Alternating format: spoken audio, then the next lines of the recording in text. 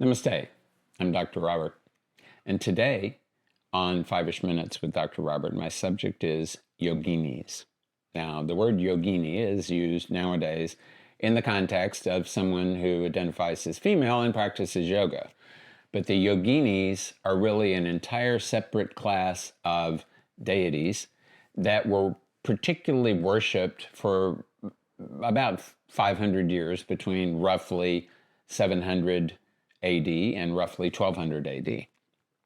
And their temples, generally speaking, are circular, and they are open to the sky. If you want to know about yoginis, there are two worthwhile books for you to read. One is called Yogini Cult and Temples by Vidya Dehejia. It's published by the National Museum of India, and it is sadly not as available as it could be. Another is called Kiss of the Yogini by David Gordon White. There are some Sanskrit texts that identify Yakshinis with Yoginis, but Vimalananda maintained that Yoginis were an entirely separate group.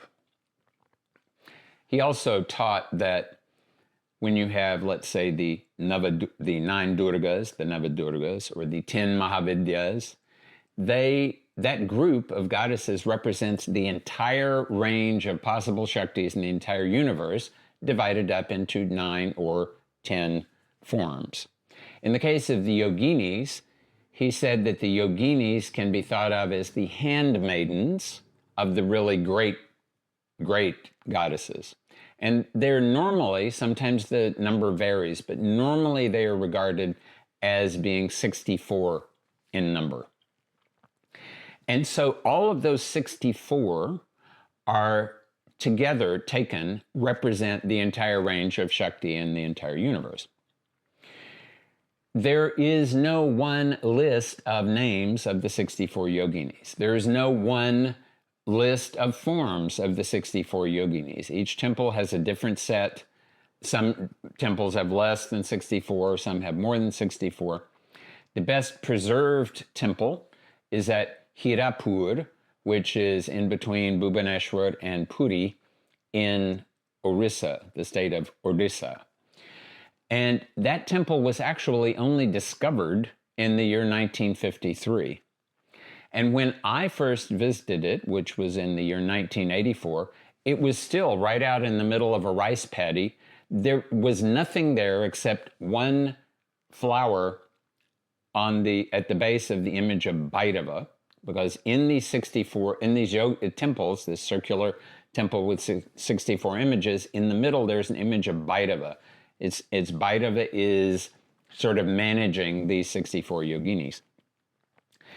And back at that time, there was nothing else anywhere except that no indication that any kind of worship that was being performed, except we knew that somebody was worshiping it because the flower was there. Since then, it has become identified, and now people are visiting it and so on. But many of these temples are still out in very lonely places, are still more or less apparently not being worshipped. And that was very much what this cult was all about, because the yoginis, they're sort of liminal goddesses. They're very much closer to the reality of human beings than are the great goddesses. And as a result of that, they can be either very benevolent, provided you get right onto the right alignment with them, or they can consume those who worship them. It's always very important, if you want to work with something like a yogini, that you know exactly the rules of whatever game they're playing, because they have not yet become as benevolent as like the great goddesses. They're still in this range of being more amoral than benevolent. So the yoginis are very powerful. They have a very interesting kind of Shakti and reality to them, but as with so many things, they must be approached with great reverence and caution. Jai Ma. Go down to the description below, and you can find out how to study more with me online. And you can get a free ebook entitled Analyzing Karma, Fate or Free Will.